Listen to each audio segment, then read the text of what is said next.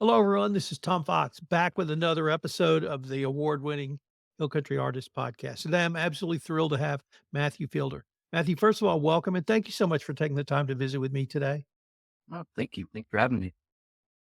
Could you tell us about your career in art and if it took other directions than art? What was that part of your story? The career in art is pretty young right now, so I don't have too much to say about it. I've had a few commissions, sold a few pieces, but my interest when I was in my 20s was film, and I was still doing art a lot, and that was kind of informing what I wanted to do, what I wanted to make. But I eventually just kind of segued out of that and just followed art. It was always passion and something I was really good at, and so, yeah, but as far as a career goes, it's pretty young, so not too much to say about a career so much. So, were you one of those kids who started drawing at age 5 and never quit? Did a teacher interest you? Did you have a crazy aunt who sent you to art class when you were in kindergarten? How did you start? It was pretty much what you said, just I don't know, I guess I was just one of those kids that picked up crayons or markers or whatever I had at my disposal at the time and just started drawing. I remember being like 5 years old, and I loved The Wizard of Oz for whatever reason. Something about it fascinated me, and I was just draw the characters and city and stuff, and then just kinda kept at it. You couldn't stop me, and then eventually I discovered Star Wars. Yeah, I think that was really when it was like, okay, you can have a career designing robots and spaceships. And I discovered Ralph McQuarrie and Doug Chiang, Ian McCaig, and all the artists George Lucas worked with. So then it was like drawing robots and spaceships, and my love of science fiction kind of exploded. And yes, that I kind of more credit like Star Wars as my, beginnings of an interest in art, very nerdy beginnings. What influenced me from The Wizard of Oz was those effing monkeys. I'm still Oh, afraid of yeah. monkeys. That speaks to my background and with The Wizard of Oz. But that Star Wars part is so cool because it worked on so many different creative levels, and you picked one, which was the art. But it could have been Yeah. the music, it could have been the story, it could have been the acting, it could have been the characters. But was it the colors? Was it the imagination? Was it all of the above? None of the above? I definitely love the music. I mean, that was like my first CD of music I ever bought was the soundtrack to Gladiator by Hans Zimmer and Lisa Gerrard. So I was already a weirdo, just like listening to soundtrack music, and that comes from John Williams, and I love that. But I think why the art aspect of Star Wars stood out to me was it kind of, I guess, stirred something in me about design. You look at the Millennium Falcon, and it's such a now it's iconic. It was, I think, probably immediately iconic, but it was such a new, kind of different, familiar but different, but had that like kind of grungy industrial look, and it was asymmetrical. The cockpit wasn't just like in the middle; it was like kind of off to one side. So and it had little quirks and little new different things, and it was and then you see that with all the other designs that Ralph McQuarrie did. There was another production designer that I think originally did the artwork before McQuarrie. I can't remember his name, but and even the Star Destroyers, all these very simple, immediately iconic shapes. The way that the design language just aided the storytelling. I mean, as soon as you see a Star Destroyer, you're like, wow, they're the bad guys. They have all the power and the might. It is this giant spearhead basically hurtling through space. So I think it was probably what stirred a fascination to me was just the design more than anything, not the colors so much. It was the way the design was like aiding the story, I think. So what was your work in the movie industry then around art? Never quite segued into any kind of movie industry. I'm from Southeast Texas. I'm from a little town near Beaumont, Texas, and so I went to a school called Lamar University, and I knew I wanted to study film, and they had it in their communications department. So I started studying films, making short student films. Met an awesome group of friends that I still stay in touch with to this day, and we kind of helped each other learn a lot about movies as much as we learned through school. But on the projects that we were working on together, there was actually a Star Wars documentary that my really good friend Bradley Weatherholt directed that I think rent on Amazon still right now. You can stream it. It's called The Prequel Strike Back. And my role in there, I did like behind the scenes B-roll kind of stuff, but I largely, my work was artistic. There's an animated sequence in it that I didn't animate, but I provided like the backgrounds, the artwork for it. And I did the poster art. I think the thumbnail image on an Amazon, when you find it, is my poster that I made, my artwork. Largely the work that I did do, even when it was a short film I made, and I only make couple, but it was all very much art and it visually oriented, maybe not art oriented so much, but visually oriented. It was kind of a thing that you learn filmmaking 101. It's more about what you can do with the images than what you can do with dialogue. But yeah, I think art was always something I couldn't get away from, even making short films. I really like that phrase visual images because I think that really encapsulates so much more than simply saying a movie or simply saying a film or simply saying art. How did you evolve to sort of your current type of art, if I can phrase it like that?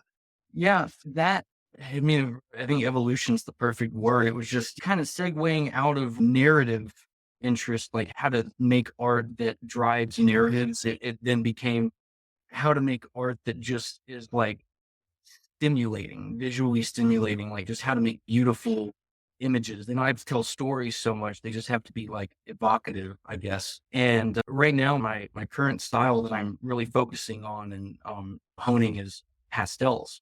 And I always loved landscapes. I think maybe more so than figurative work, but I do love figurative work, obviously. Some great stuff. But I always loved landscapes. I love traveling. I love hiking. I love being in nature.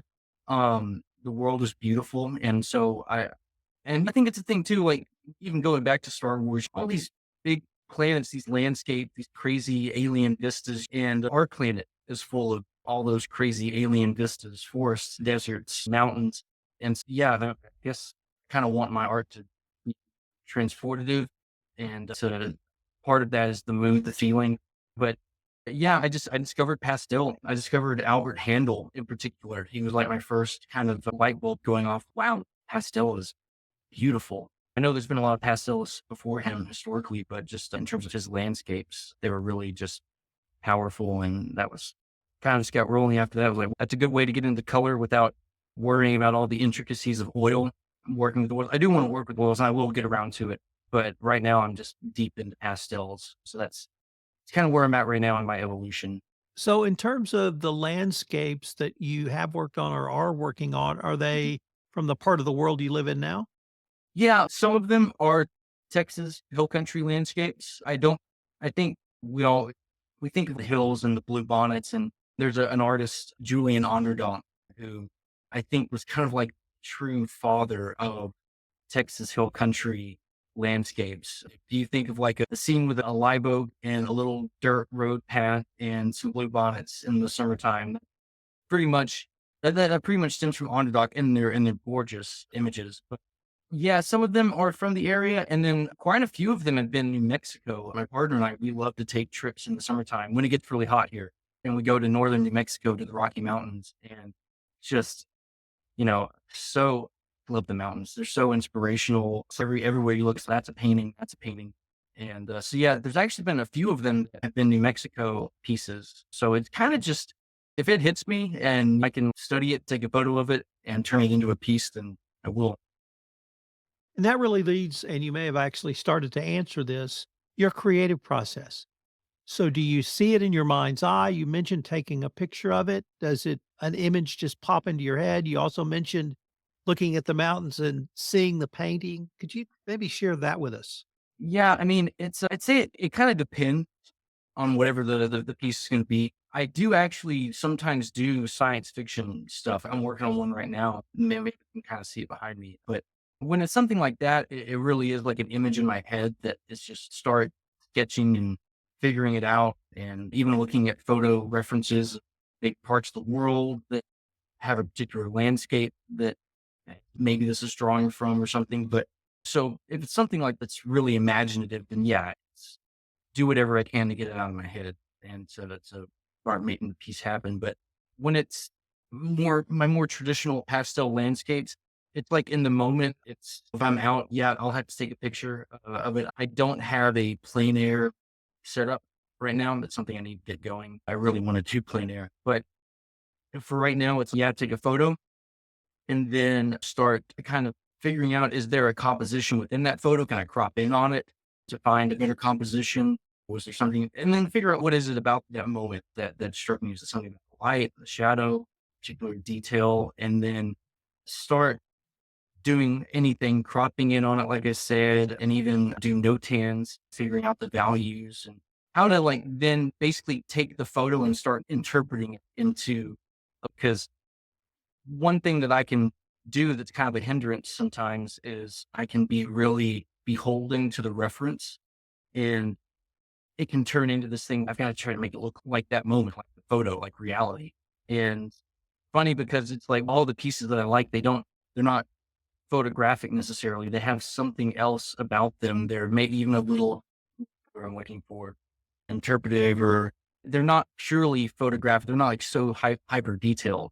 And yet that's something I'm for some reason trying to attain. It's been a learning process. Like, don't be beholden to the photo reference, even change some things about it. You know, if there's something that is not working for the composition or drawing your eyes somewhere else. So it's, I guess in terms of a process, it's all about what is the subject? What is my goal with it? And then what work do I need to do to get it there, get it to where I want it to be. Sometimes it works, sometimes it doesn't. It's awesome. So I live north of Kerrville off Mhm. the Harper Road in Tierra Yeah. Linda, and we moved here in November. So as we came out of winter and into spring, I began to notice not the change that we would see in nature, but the different colors of green. Mhm. And one of your predecessors on this podcast says, that's because you've been talking to us. And you're now seeing 18 different shades of green in just driving through the part of the hill country we live in. And this year's, we've maybe not completely come out of our drought, but in large part have. And as Yeah. I tell people, in August was the greenest I had ever seen any part of Texas. Yeah. And so do you see those layers of green? Do you see the colors when you look at a landscape? Do you really see it through that artist eye? Yeah, I probably can't help but to see it. My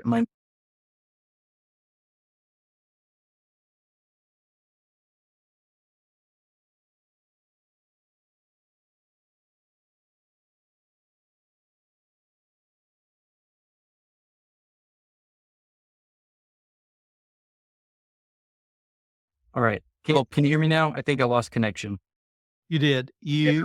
I'm out in the Yeah, country, you so the internet's really it's shaky. no, no worries. But you ended by saying, "I can't help it. That's just the way I see." Well, yeah, Holly, the owner of the Hill Country Atelier, where I'm a student, one thing she and I have talked about with me is that I've got this really strong lens that I've developed that allows me to be really hypersensitive to detail. And sometimes that means I get really myopic and I can let the detail lead me astray and it becomes all about the detail. And I forget where I was going, but it can also really help me see to be sensitive to like those variations. And so, yeah, when you're working with pastel, to a degree, you can do a little bit of mixing with the finger. You can kind of mix the dust around together and stuff. But more often than not, you're kind of beholden to whatever pigment is in the stick of pastel that you're using at the time. And yeah, when I'm working, I definitely am trying to see, is this a cool green? Is it a little warmer green? Is there a little more yellow in it? Is it a little brown? And yeah, like you said, there's so many. I mean, looking out the window right now, oh man, it's more than just green. And even color relationships. How is this going to look, up against another color? The other day I was working on this peak behind me and I put a little bit of a kind of a light lavender color. Can't remember, it's against the sky. Maybe I can't remember where I put it, but it immediately looked gray. I was like, oh, that's not what I wanted. That's wrong. But yeah, I think something also that I love is whenever, I don't know if there's a term where I call it color vibration. I love it when it is more than just one color happening. They're like existing in the same value range, but you can even see like purple, in grass. Sometimes it's not because of a flower. You're staying in a value range and you're using different colors to kind of create this fluctuation, this vibration of color that just, I don't know what it does. It just brings it to life. It kind of, it makes it feel like it's happening, like it's moving, it's active and animated right there in front of you, I guess. But yeah, definitely. I try to be sensitive to those things and not just say, it's green, use one color of green, let's say. So I'd like to move over to the Texas Hill Country Atelier and Yeah. ask you about your experience there. How did you first become aware of it, and what has been your role? I lived in Austin for about 7 years of my life, from 14 to whenever I met my partner in 2018, and then moved in with them in like 2021. It was just shortly before COVID, or around the time of COVID, I think was when it was. But while I was in Austin, there was actually a place called the Atelier Dojo. And I'd learned about Atelier shortly before then, I think through social media, actually. And I'd learned about the Watts Atelier in Los Angeles, and the arts that is coming out of there. Their students are producing brilliant work, and the teachers that they're bringing on are brilliant. And it is figurative. It's not landscape work, it's figurative work. But I looked into it and I realized it was this whole kind of tradition of art education that's it boomed at one point, and then we've kind of fallen away from it. And it's kind of starting to emerge again. I think more so on the east and west coasts, not so much kind of here in the middle, but yeah, it's happening, as is evident here in Kerrville. But then I moved out here and I just Googled, like, I knew there was an art scene out here. I knew that there were plenty of artists in the Hill Country. How could there not be? It's beautiful. And I just Googled to see if maybe there was one nearby, or if maybe I could make trips back to Austin occasionally. And sure enough, there was the Holly's Atelier, the Hill Country Atelier out here. And I was scared to sign up at first. I'm kind of a shy person. And because I saw her work and it's so good. It is really good. And I'm like, okay. And I'm incredibly intimidated right now. And so I inquired about it, and then didn't do it for a full year. And then fall rolled back around a couple of years ago. I'm like, I'm going to do it. And so that was kind of the start of that journey. And man, it has been so incredibly valuable. I've learned, I've learned so much. I don't even know what I've learned. Can't even talk about what I've learned, but it's been a really eye opening education that that has helped my landscapes, oddly enough, even though we're so heavily focused on the figure, the human figure. And yeah, you're learning so much about how to realize that subject, that even whenever I'm approaching my landscapes, when I'm working on those, I can't help but utilize those tools. Could you sort of take us through the process? You hinted at that, but I know it's a full process. Could you take us at least through the part you've gone through? Mm. Oh, so I'm kind of at the end of there's three, I guess you could call them partitions of the curriculum at the atelier. There's drawing, and these each could take a year, but it's okay if they take longer, and it's probably good that they do. So there's drawing, there's grisaille, which is grayscale oil painting. So that's the first segue into oil painting.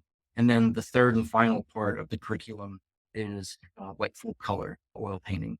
And there's various milestone projects within each part of the curriculum that you have to achieve in order to move on. I'm currently working on my final drawing project. It's like a master graphite rendering. And you have to do various things in order to get to that point. So this is the last project that stands between me and stepping into oil. And really in terms of a process, I mean, there's multiple processes, and it always depends on the subject. And we sometimes have different focuses. By and large, it's the human figure is what we were focusing on. Every Wednesday and Fridays now we do live drawing. So it's literally like in a movie when you see like students in an art school in the early 1900s, they're all around a, a model, a nude model on a stage, and they've all got their easels. But literally that.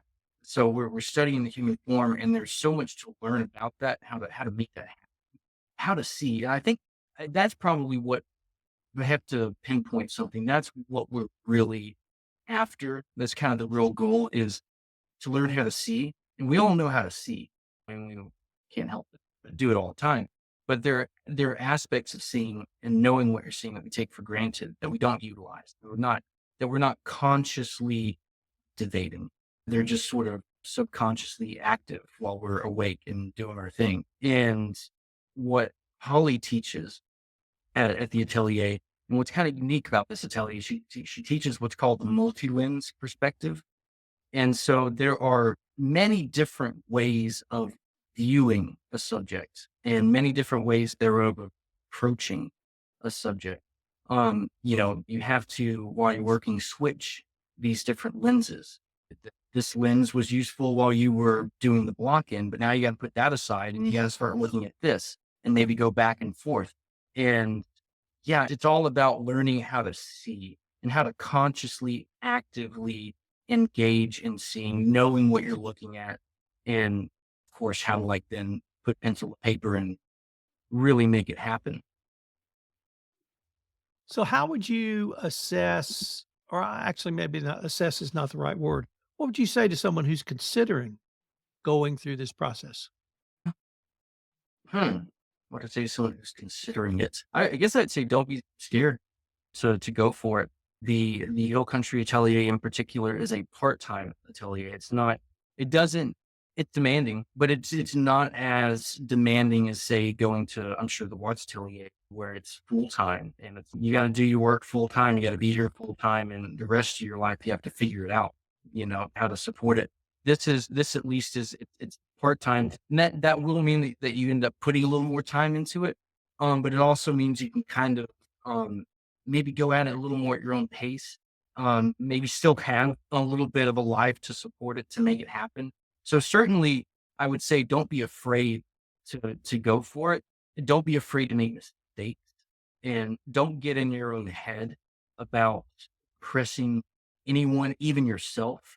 It is strictly a learning environment and it's so liberating to be around other artists. You feel safe. It's a safe space, really, at the atelier. It's a place to just do art, be around like minded people with the same interests. We're all there to do art. We're all there to learn. Holly's an incredible teacher, so kind. And so she's so willing to work with you at your own pace and to understand, what are your strengths and to help you work on your strengths. And that's something else, too, is like, you're not going to get this experience where it's like you do something wrong and then throw the whole canvas out the window or something like it's not going to be anything like that. It's going to be whatever you came into the atelier with. We all develop strengths over our lives. And whatever that strength is that you bring into the atelier, it's not going to be like an unlearn it situation. Forget about it. Forget everything you've learned. It's all garbage. This is the way to learn. No, it's okay. You've got that. You've developed that. That's useful. And how can it not be useful?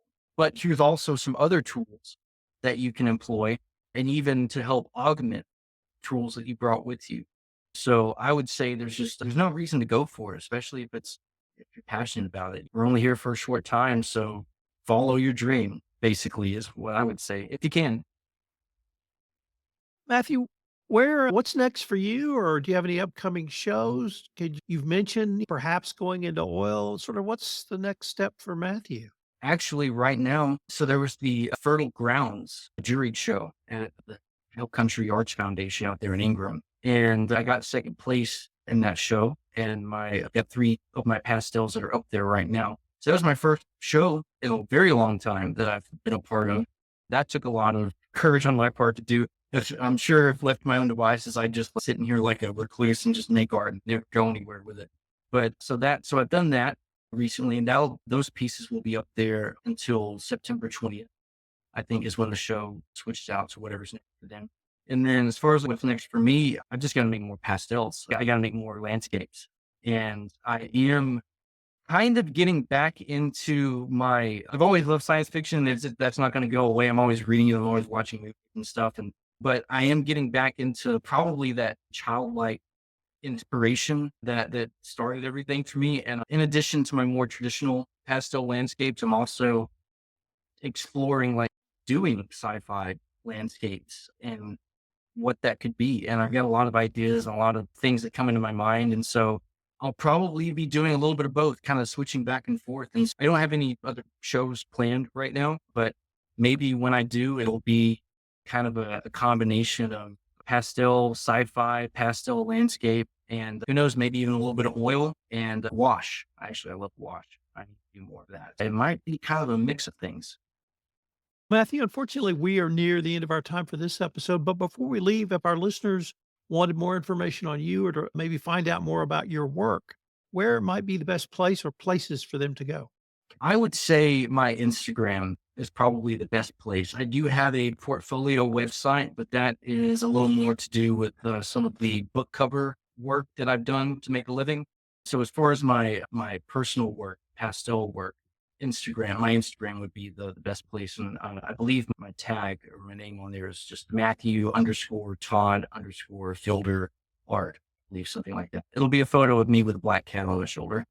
And as far as the Hill Country Atelier goes, I believe the website address is hillcountryatelier.org. But if you Google text Hill Country Atelier, that'll be the first thing that comes up, I'm sure. So, Matthew, I wanted to thank you again for taking the time to visit with me, and I hope we can continue this conversation. yeah, thanks, Tom. We'll do. Thanks for having me.